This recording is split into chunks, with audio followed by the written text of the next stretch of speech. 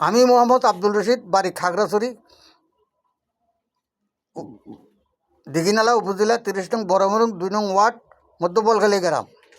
আমার পরিচয়, আমি যে ভিডিওগুলো পাঠাচ্ছি এবং লিখছি এবং দিচ্ছি সমস্তগুলো সত্য।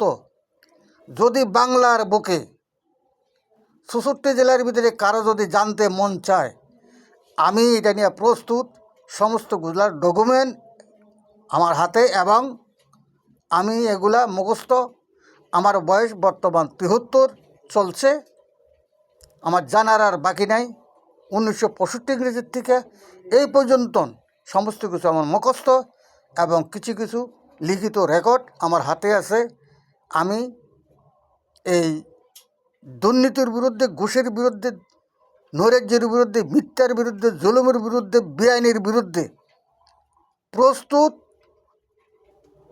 প্রস্তুত আছি মোকাবিলা করতে।